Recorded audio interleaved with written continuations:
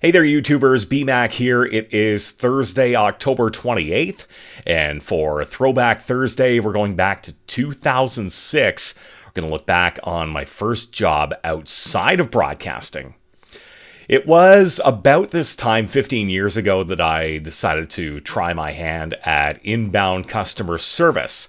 Now, back then, Renfrew had a call center. It was in the north half of the former Walmart, Woolco, Woolworth space at the old Renfrew Mall on Highway 60 at the town's north edge. Now, at the time that I applied, the call center's main client was a major US-based multi-channel retailer and its .com division. And the call center was looking to fill numerous CSR positions in advance of the holiday buying season, including Black Friday, of course, and Cyber Monday. But there was even more urgency at that time because two big video game systems were about to be released in North America almost simultaneously. They were the Wii from Nintendo and the PlayStation 3 from Sony. And as a result, the call center was pretty much going to hire anyone with a pulse and basic computer skills. So they hired me right away, and I definitely hit the ground running, and in short, guess you could say it was the best of times, it was the worst of times. And, believe it or not, we had Karens and Chads before Karens and Chads were a thing. So many stories I could tell, but I'll tell just a few in this video. So first up was about late 06, early 07, not too long after the PS3 and Wii hype began to simmer down. And our client had about a quarter of its Renfrew headcount basically serving as switchboard operators. That was back in the day when IVRs, voice recognition systems, were all the rage and caused rage among callers. But in retrospect, the whole switchboard thing was not exactly the best idea, because callers would often have to sit in a queue just to reach a switchboard operator, who would then transfer the call to whichever department they needed, and the caller would probably spend some more time in another queue. And so many callers freaked out on us over the whole queue thing, and so many of them would expect us to handle their inquiries, even though we were literally and intentionally not equipped to do so. Now, one time, I'd spent pretty close to 10 minutes trying to reason with some guy who had that same expectation. So by the end of the call, he says, "What is your name?" I say, "Ben." He then says condescendingly, "Ben, you did not help me." Click. Oh, and then there was that dude from who went from 0 to nuclear meltdown in not even 15 seconds. I answer the call. He says he wants to cancel his order. Then I ask him to be a bit more specific because our client had multiple types of orders, and he goes, "Just cancel my order!" All I could do was send him off to .com and then picture this 20-something gamer dude still living in his parents' basement and going absolutely ballistic on a call center worker. Now, when that switchboard experiment ended in about spring of 07, we all became .com CSRs, and maybe a couple of weeks into that role, some guy dropped the C-bomb on one of my coworkers, and she handed it right back at him. A few cubicles over from this young woman, who I'll refer to in the story as Tasha. I had just finished a call. I was in ACW mode, or after-call work, completing some notes on the file for the customer who I had just spoken with.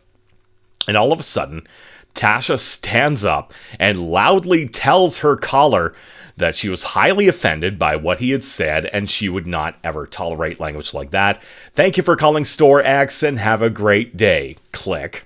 A round of applause from the CSRs and supervisors who were not on a call at the time.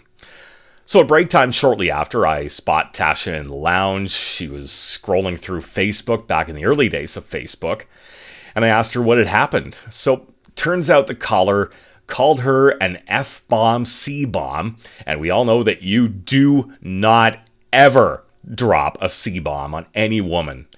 And Tasha was on the receiving end of those bombs because the caller was not the purchaser named on the order. I guess he had called on behalf of his significant other.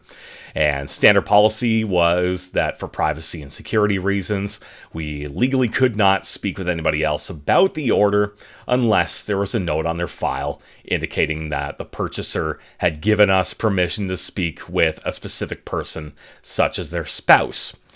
Now, normally when we explain that to a caller, their automatic reaction, thanks to the mainstream media, was to ask for a supervisor. So we would gladly put the supervisor on the phone, and he or she would explain the exact same thing that we had just told the caller. But that reminds me, I had a number of .com calls where the woman of the house had to call and be all friendly and courteous, while her husband went off on a great big angry tirade in the background, because who knew if the hubby was going to grab the phone and curse out at least one CSR and his or her supervisor. And there was actually one guy in the Cape Cod area who did just that to multiple coworkers of mine and supervisors too. And it got to the point that this guy, whose initials were SA, had to be totally banned from having any contact with our client, including all of their brick and mortar stores. Hold on, I'm just going to take a drink. There we go. So this next anecdote is call center gold. Whenever a caller asked to talk to a supervisor or another higher up, these calls were known internally as soup calls. And the mother of all soup calls at the Renfrew Call Center happened around probably late May, early June '07, probably somewhere around Memorial Day weekend in the States. And for a little background, our client was running a .com promo where they'd offer a free gift card worth $25 with the purchase of a digital camera and a couple of specific photo printers. Sounds easy enough, right? Add the camera to your cart, then a qualifying photo printer, and finally the free gift card.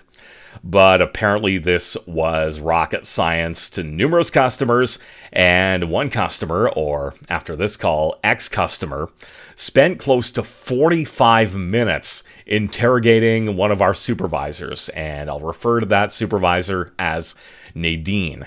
Nadine was trying in vain to explain how the promo worked, but the caller would not listen to her. The caller began accusing our client of false advertising and threatened to sue our client. The caller then began asking for all of Nadine's identifying info and that of the CSR who first answered the call, and then asked Nadine to provide the phone number and the mailing address of our client's corporate headquarters, as well as those of the CEO.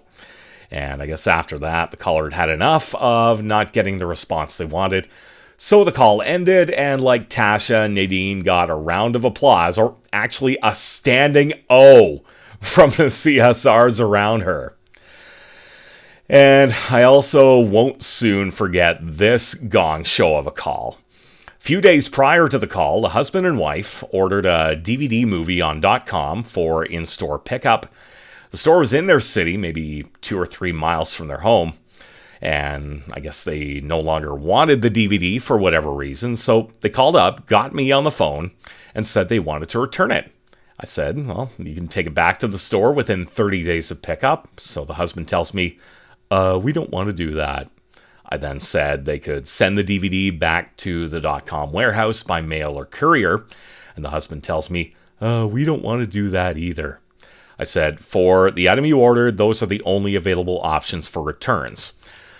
So the husband gets all high and mighty and says, well, you guys deliver all kinds of big items and take them back too, so we want your delivery guys to come to our house, take that DVD off our coffee table, and refund us on the spot. We bought that DVD from you, we spent money with you, so we shouldn't have to do all the work of returning something that we bought from you. Oh my God.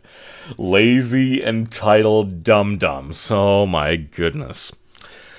Now finally, fast forward to early August of 2008, and the radio station here in town offered me a full-time gig starting mid-month.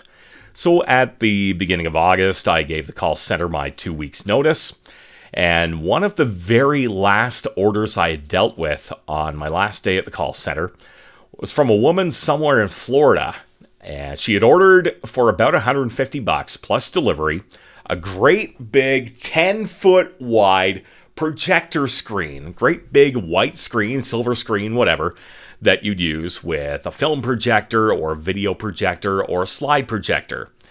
But this lady thought she was getting a projection TV for $150 plus $60 for delivery. So obviously she wanted to return the screen, so I had the delivery team in her area schedule a pickup. And as soon as they picked up the screen, she would be refunded for the item, but the delivery fee and the pickup fee would not be refunded because she actually did get what she had ordered. The right item was delivered to her, but obviously when she heard that news, she was not happy about losing that $120. But too bad, so sad, life sucks, get a helmet, and you just can't fix stupid. So after that, I put in a recommendation to the .com admins to slightly tweak the description of that projector screen so that A, it reads projector screen, and B, there would be a clarifying note in the item description saying this is a screen for projectors. This is not a projection television or video display. And with that, at 7 p.m. Wednesday, August 13th, 2008, I logged out of my workstation for the final time, returned my key card, and walked out the door of 740 Stewart Street, ending that chapter in my employment story. Now, about a month into my job at the radio station, one of our news reporters at our Pembroke station phoned me.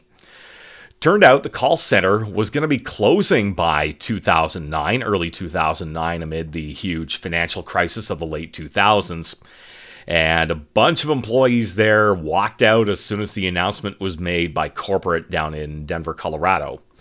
The reporter had asked if I still had a contact there, so I gave him the name and number of the site manager. And the call center was history by about March of 2009, not even 3 years after it opened. And in the fall of 2009, the Renfrew Mall was history. It was torn down, demolished, and 12 years later, 740 Stewart Street is still an empty property with no takers and no redevelopment, probably because RioCan, the owners of that property, want way too much for it. Again, it was the best of times, it was the worst of times, but most importantly, my time at the call center helped me to better handle difficult customers. But if I were to do it all over again these days, $50 says today's customers would be at least 50 times worse than those I dealt with from 06 to 08. And between recent health-related stuff and all the general bedlam down south in recent years, not to mention the massive influx of Karens and Chads, it is probably a big-time nightmare for all the people now working the phones and live chats and email queues, and I seriously doubt I'd be able to handle today's consumers. Now, coming up November 5th, it'll be a Flashback Friday going back nearly 25 years to my first ever radio studio experience. This is a great story, so stay tuned.